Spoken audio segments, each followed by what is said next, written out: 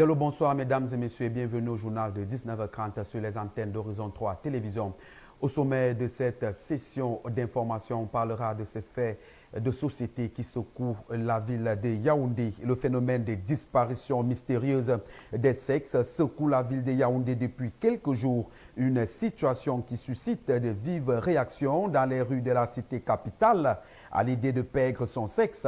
La rédaction centrale d'Horizon 3 est allée au quartier Damas, dans le 3e arrondissement de Yaoundé, où ce phénomène a élu domicile afin d'en faire la lumière sur ce fait de société mystérieux. Fête de la Tabaski 2025, la communauté musulmane s'active pour la réussite éclatante de cette célébration. En cette veille de fête, la température des préparatifs monte dans les marchés et dans les familles. Ambiance autour de ces préparatifs à retrouver dans ce 19h30. Et puis en éducation, les élèves des écoles primaires et ceux des classes intermédiaires sont officiellement en vacances depuis ce 5 juin 2025. Zoom dans un établissement scolaire situé dans le 3e arrondissement de la ville de Yaoundé. Mesdames et messieurs, c'est tout pour le sommet de votre journal. Le développement juste après cette légère transition.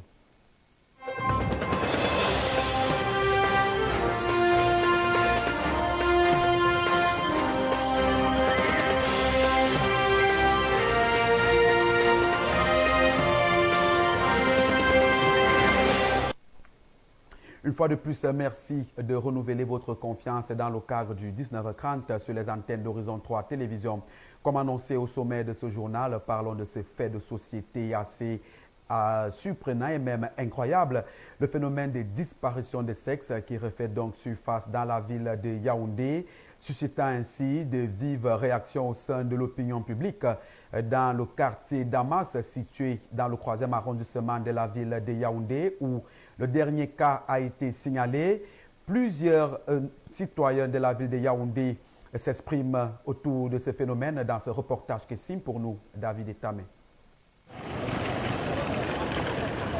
Lundi 2 juin dernier, en soirée, l'agitation était palpable au lieu d'Imaéture Damas. Un jeune homme, conducteur de mototaxi, affirme avoir été victime d'une disparition subite de son sexe après un contact physique avec son passager. Il y a un enfant qui a pris le berceau pour partir, il a dit Maïtu.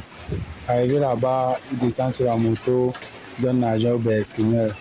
Au moment que le berceau cherche la monnaie pour rembourser, il touche les reins du berceau, le Seigneur disparaît. Comme ça, alors que la population, avec l'enfant en personne, on amène une poste de police avec le berceau. Ce genre de scènes autrefois rares tendent à se multiplier dans plusieurs quartiers de la capitale. Si aucune preuve médicale ne confirme les faits, la peur est bien réelle.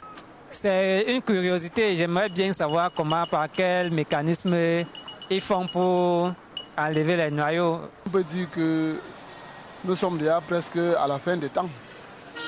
Parce que quand tu entends qu'une personne vivante perd son sexe, ça veut dire que bon, ces choses-là ne sont pas particulièrement... c'est pas humain. C'est des choses... je peux dire des choses mystiques. À Damas, comme ailleurs, les habitants sont sur leur garde. Si ça m'arrive, il y a quand même mon village qui est là pour ça. Bon, en particulier, il faut d'abord mener des enquêtes et trouver des personnes qui le font. Et auditionner ces gens-là. Il faut les auditionner, connaître le pourquoi ils le font. Et la provenance. Le présumé agresseur, arrêté sur place, est remis aux forces de l'ordre, mais curieusement libéré à la suite, comme le témoigne ce résident du quartier. On ne sait pas où il est parti. Ça m'est parti avec lui à la brigade. Arrivé là-bas à la brigade, il y a un monsieur qui nous dit que sa maman a payé la caution qu'on a demandé. On a accusé maintenant le berceau. On va craquer le berceau. Comme dans d'autres cas similaires, L'auteur de ce cas jugé de sorcellerie a reconnu les faits devant les forces de l'ordre, alors que les autorités appellent à la prudence et au discernement. Les populations, elles, réclament une enquête approfondie. Car dans les rues de Yaoundé, la psychose monte et chacun redoute d'être la prochaine victime d'un phénomène encore inexpliqué. Parlons d'autre chose à présent dans ce journal. On s'intéresse à l'éducation pour dire que les élèves des écoles primaires et ceux des classes intermédiaires du secondaire sont officiellement en vacances depuis ce 5 juin 2025 dans le 3e arrondissement de la ville de Yaoundé et plus précisément dans le groupe scolaire Brigitte Lablanche. On en profite pour primer les meilleurs, dites-vous, David Zo. C'est à travers une cérémonie solennelle de remise de bulletins et de prix aux élèves méritants que le groupe scolaire bilingue Marie-Brigitte Lablanche clôture l'année scolaire 2024-2025. Au terme de celle-ci, les résultats sont plutôt satisfaisants. Tout est bien qui finit bien. Le bilan, lui, il est positif. Il est vraiment positif dans ce sens où, déjà, dans le cadre de la discipline, nous n'avons pas enregistré tout au long de l'année, n'est-ce pas, des cas d'indiscipline. Le travail, il a été bien fait, que ce soit pour le corps enseignant et ainsi que, n'est-ce pas, les élèves qui aujourd'hui nous rendent fiers à travers, n'est-ce pas, leurs résultats. En renvoyant les élèves dans leurs familles respectives, les enseignants émettent le vœu de les retrouver en santé et surtout toujours aussi brillants. Lorsque nous renvoyons ces enfants, qu'ils nous reviennent sains et saufs tels que nous les avons renvoyés, et déjà de prendre du temps, de temps en temps de recycler ou alors de remédier à certaines incohérences, ou alors si je peux appeler ça ainsi, ce qui n'a pas marché tout au long de l'année. Qu'ils ne se lassent pas et que dès à présent on commence à préparer la prochaine rentrée du moment où la précédente s'achève. Donc je demanderai aux parents surtout de veiller et de veiller, encore plus veiller. Il convient tout de même de préciser que cette occasion marque le début officiel des vacances, une période de 3 mois, loin des campus scolaires, des tableaux noirs et des cahiers. Une période de vacances qu'il faudra donc capitaliser pour les tout-petits. Parlons à présent de la fête de la Tabaski. C'est le dossier de la rédaction. Et dans le cadre de ce dossier de la rédaction, on s'intéresse aux commerçants de la région de la Damawa qui traversent des moments difficiles en cette période de la veille de la fête. Contrairement aux années antérieures, les clients se font rares. La fête de la Tabaski, dorénavant, ou encore qui était considérée comme une véritable opportunité d'affaires, est devenue plutôt un véritable moment de calvaire pour ces commerçants. Retrouvons sur place notre correspondant, Léon Baloum, pour plus de détails. À quelques jours de la célébration de l'Aïd el-Kébir, les vendeurs de moutons de la région de la Damawa font face à une situation préoccupante. La place de fête de Ngaoundéré, inondée de bétail, venus de 4 coins de la région éponyme, ne bouge pas, faute de clients qui se font rares. Une situation jamais vécue en cette période de grande consommation. Les vendeurs sont presque aux abois. Et comme vous le voyez bien, il y a assez de moutons, mais jusque-là, il n'y a pas d'acheteurs. Alors on se demande si à jour J-1, ils viendront pour en acheter. Il y a les moutons. Vous voyez, il y a les moutons de 100 000, 150 000, 200 000, mais jusque-là, on n'a pas de preneurs. Bon, peut-être qu'avec le temps, disons après-demain, ou aujourd'hui ou après-demain, ça va changer, on ne sait pas. Mais jusque-là, on n'a pas assez de clients. Ça fait pratiquement 2 jours que je viens ici, mais je n'ai pas encore commencé à vendre mes moutons. Le prix varie de 60 à 70 000 en montant. Bon, ça fait pratiquement 3 jours que je suis ici, je n'ai rien encore vendu. Cette rareté de la clientèle à l'approche de la fête de Tabaski soulève de vives inquiétudes chez les commerçants. Le phénomène de la vie chère serait-il à l'origine de cette situation ou plutôt le coût très élevé des bêtes, des questions qui ne trouvent pas de réponse. Les commerçants abandonnés à leur triste sort face à cette faible influence restent de même dans l'espoir de la venue d'éventuels clients. Les clients viennent demander quand même, mais on a l'intention qu'il n'y a pas l'argent dehors. Mais voyez-vous, on achète ces moutons depuis le Tchad. Le coût de transport avec le tracasserie, on ne parvient pas à vendre. Avec ou sans moutons, la fête de Tabaski aura bien lieu, même s'il faut noter qu'elle sera plus belle autour d'une table. La ville de Ngaoundéré n'est donc pas la seule à subir cette situation ici même à Yaoundé. Les clients et les commerçants sont aux abois face au prix élevé du mouton à quelques heures seulement de la célébration de la fête de la Tabaski. Notre reporter Joël Akoumba est descendu sur le terrain. Voici son reportage. À moins de 24 heures de la Tabaski, le mouton à Yaoundé coûte cher. Mais cette année-là, c'est très cher. L'année passée, il était moins cher. Mais cette année, il est mauvais cher. Tu vois, tous les j'ai payé les 5 moutons. 5, vous regardez, 5 moutons, j'ai payé. Tout c'est cher. À côté, 500 000. Non, c'est plus que cher, c'est plus que cher. C'est presque dans le double ou voire même le triple. Parce que le mouton qu'on prenait l'année passée, dans les 50-60 000, c'est maintenant 80-90, voire même 100 000. Donc les prix sont excessivement chers. La raison de cette cherté réside dans la délocalisation des commerçants de moutons. Autrefois exposés au lieu d'idérés combattants dans le 2e arrondissement de la capitale, les moutons ont dû être déportés derrière le supermarché Carrefour. Il y a eu beaucoup de difficultés, donc on est en train de vendre au niveau des idérés combattants. Bon, les policiers ils sont venus à 2h du matin, ils nous assaient en pleine pluie. Plus de centaines de moutons sont partis, plus de centaines sont morts. Donc ils ont nous sachés, on ne sait pas là où vendre, on va nous amener ici dans une maison vraiment, on est vraiment circulé comme ça, les voleurs en train de nous voler les moutons. C'est la police qui nous a dit de venir ici. Premièrement, nous sommes descendus au bord de la route. Mais maintenant, les policiers ont décidé d'entrer ici pour qu'on vende nos moutons ici. Les conséquences sont assez perturbantes pour tout le monde. Si le prix du mouton est élevé dans la région du Nord, les commerçants avant cette délocalisation faisaient de bonnes affaires. À présent, il faut revoir les prix à la baisse en fonction de la grosseur de la bête. Suite à ces pertes financières, les commerçants se sentent marginalisés. Si nous les nordistes, on ne nous considère pas ici à Yaoundé. Quand on arrive ici à Yaoundé, on nous maltraite. Vraiment, ce n'est pas bon.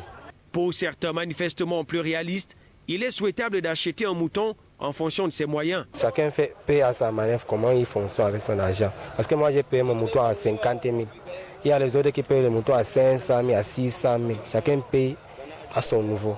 C'est donc une préparation de la célébration de la Tabaski teintée de frustration qui guide les pas des fidèles musulmans. Malgré tout, ceux-ci espèrent avoir une belle fête du sacrifice ce 6 juin.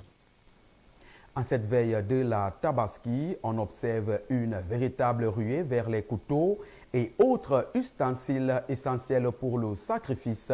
Du côté de Garoua, véritablement, les commerçants et même les revendeurs de ces ustensiles en profitent pour faire de bonnes affaires le long du lycée technique de Bibémiri.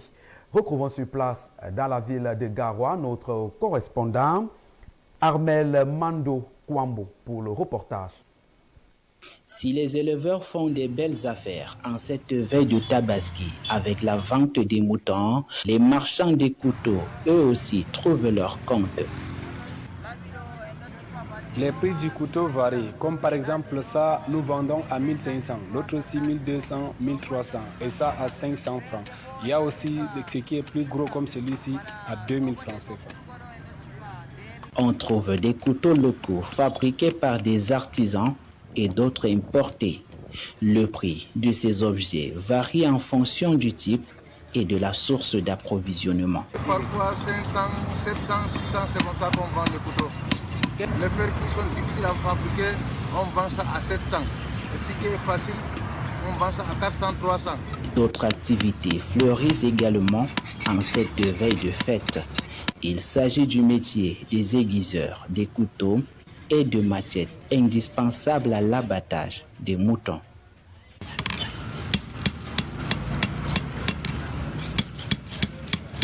Ainsi, les vendeurs d'accessoires liés à la préparation des moutons, comme les couteaux, bénéficient aussi de cette période pour faire de bons chiffres d'affaires grâce à l'afflux des clients qui se préparent pour la fête du sacrifice. À moins de 24 heures de la Tabaski, les préparatifs s'accélèrent dans les familles. Les femmes sont déjà en cuisine pour déjà préparer les différents aliments réservés aux invités qui seront sans doute conviés dans le cadre de cette importante fête pour la communauté musulmane. Plus de détails dans ce reportage que signe pour nous Gisèle Dao, accompagnée de Monique Mogem. Des fleurs, des petits cœurs et des bas zigzagués. C'est sous cette forme que se présentent ces petits délices en prélude à la Tabaski. Les femmes de la communauté musulmane, immergées dans les préparatifs de la Tabaski, se donnent à fond. Elles veulent que la réception du jour J soit un succès total. Le temps étant désormais chronométré, ces dames souhaitent assurer le côté gastronomique qui est le point indispensable de cette célébration solennelle. Au menu de demain, du poulet, poisson, viande de mouton et bien d'autres raviveront les papilles gustatives. Les préparatifs sont assez intenses. Déjà, il fallait apprêter les différentes tenues.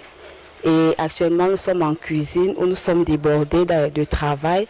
Il y a le sahai qu'il faut apprêter, il y a la viande, le mouton est déjà là, le poisson, le poulet et le riz également pour le traditionnel couscous de riz.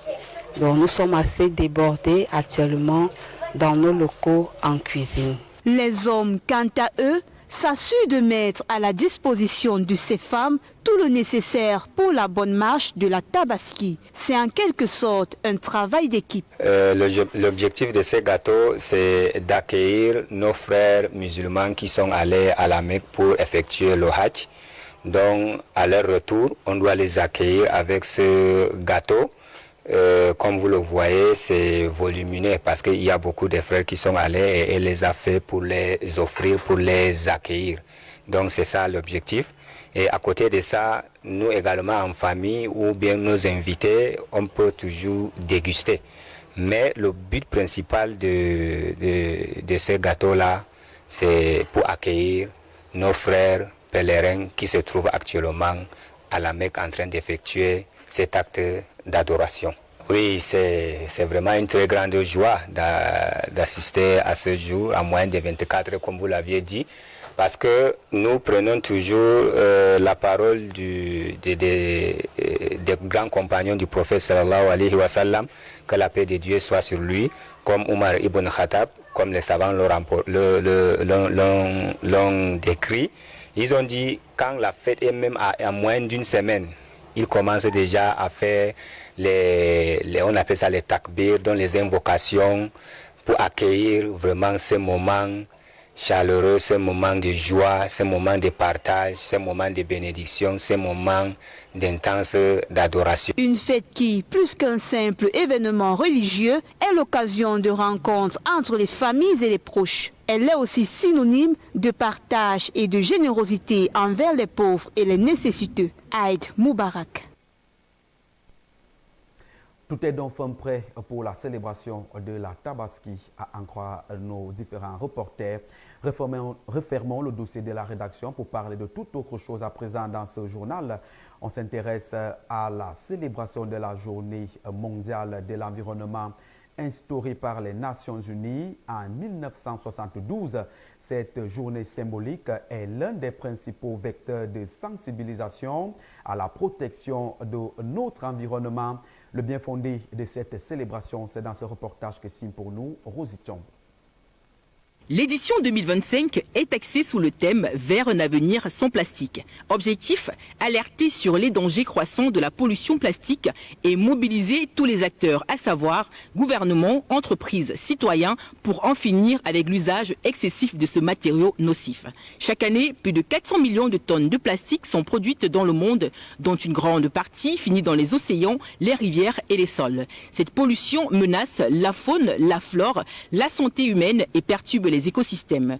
Partout dans le monde, des initiatives émergent. Interdiction des sacs plastiques à usage unique, promotion des emballages biodégradables, campagne de recyclage, éducation à la consommation responsable. Mais le chemin reste long, notamment dans les pays en développement où les alternatives au plastique sont encore coûteuses ou peu accessibles. La journée mondiale de l'environnement n'est pas qu'un symbole, elle rappelle que chacun à son échelle peut agir, réduire sa consommation de plastique, économiser l'eau et l'énergie, soutenir les produits locaux respectueux de la nature. Ces petits gestes du quotidien multipliés par des millions font une grande différence. Au-delà du 5 juin, cette journée doit servir de tremplin vers une prise de conscience collective et une action durable, car préserver notre planète, c'est assurer un avenir vivable aux générations futures.